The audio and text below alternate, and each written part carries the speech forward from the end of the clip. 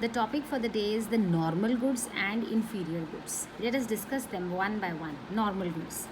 The demand for normal goods tend to increase with increase in income. जब हमारी income बढ़ेगी तो हमारी डिमांड फॉर नॉर्मल गुड्स बढ़ जाएगी, और जब इनकम फॉल करेगी तो डिमांड उनकी फॉल कर जाएगी. For example apples. मान लीजिए apples are available at the rate of 200 per kg in the market. Income है हमारी 20,000 रुपीज़ और हम घर लेकर जाते हैं 2 kg एप्पल्स. राइट, 200 रुपये किलो एप्पल बिकता है और हम 2 किलो लेकर जाते हैं. Now if our income rises to 40,000 rupees, 20 से 40 हमारी इनकम हो जाती है, तो ऑटोमेटिकली हमारी demand for apples also will rise to 4 kg. 2 kilo से हम 4 किलो पर आ गए. बड़ी साधारण सी बात है, ज़्यादा पैसा होगा, ज़्यादा इनकम होगी तो हम ज़्यादा चीज़ खरीदेंगे ना.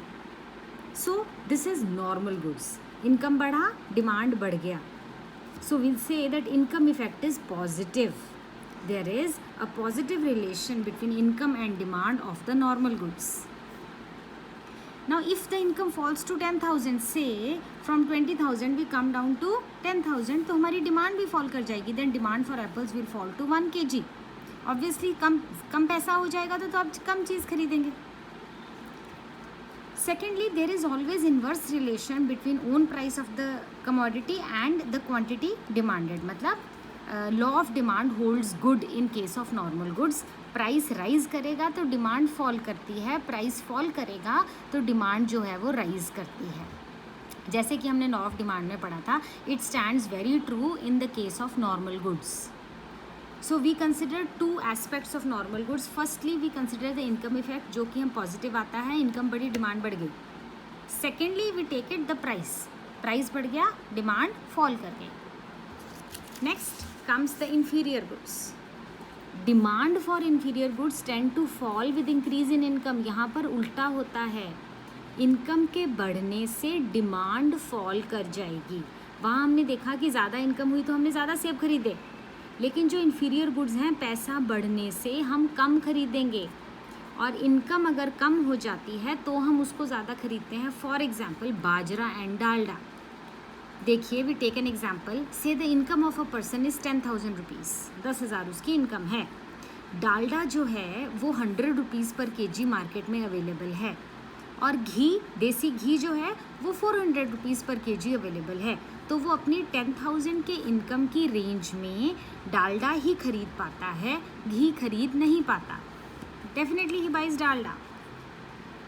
Now if his income rises to 20,000, 10,000 से उसको हाइक मिल गया 20,000 का, तब फिर वो डालडा नहीं खरीदेगा, वो घी खरीदेगा. वो बोलेगा इतना पैसा मेरा बढ़ गया, उसके बाद भी मैं ये हल्की चीज़ क्यों खरीदूं, मैं बढ़िया चीज़ घर लेकर जाऊंगा क्योंकि मेरी इनकम बढ़ गई है. तो इनकम राइज करने से डालडा की डिमांड फॉल कर गई. ये हमने देखा, इनकम राइज करने से डिमांड फॉल कर गई. तो ये डालडा क्या है? Inferior good. He will not buy Dalda, he will definitely buy ghee, he will buy the superior item.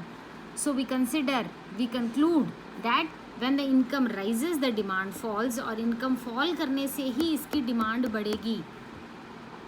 Income effect is negative. There is a negative relation between the income and the quantity demanded of inferior goods. Second aspect जो हमने लिया था वो था law of demand in inferior goods. Law of demand generally fails. इसमें वो relation true नहीं रहता कि price rise demand falls, it doesn't remain true. Dalda price, मान लीजिए we take an example, 100 rupees से 50 रुपीज़ उसकी प्राइस और कम हो गई. पहले वो 100 रुपया किलो बिक रहा था मार्केट में, अब 50 रुपीज़ बिक रहा है. जब 100 रुपया था तो वो 2 kg डालडा लेता था और 200 रुपया डालडे पे और खर्च देता था. अब क्योंकि उसकी प्राइस 50 रुपये हो गई है, तो वही 2 किलो डालडा 50 रुपये के हिसाब से उसको 100 रुपये में, उतना ही सामान उसका 100 रुपये में उसकी बात बन जाएगी. The same quantity is available for lesser price now. Instead of buying more of Dalda, वो डालडा ज़्यादा नहीं खरीदेगा आपकी, वो 100 से 50 पे आ गया, मैं और डालडा खरीदूँ. No no no no no, he will use his saved money. Saved money कैसे आया?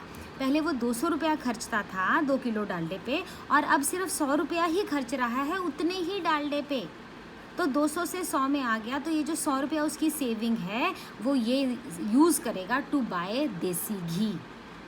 तो हमने ये देखा कि जब उसका प्राइस 100 से 50 पे आ गया तो उसकी डिमांड बढ़ी नहीं, उसने उसको लेना ही छोड़ दिया और सारा का सारा पैसा देसी घी पर ले लिया. So we say that when the price falls, the demand also falls. So law of demand fails in inferior goods. Law of demand doesn't hold true in inferior goods. Now we have a table. Tabulated form में we see the difference between the normal and the inferior goods which we just explained. The first difference stands that the positive relation between income and quantity demanded. Normal goods में income और quantity demanded में positive relation है, एक बढ़ता है तो दूसरा भी बढ़ता है. लेकिन इन्फीरियर में there is a negative relation between the income and the quantity demanded. एक बढ़ता है तो दूसरा कम होता है.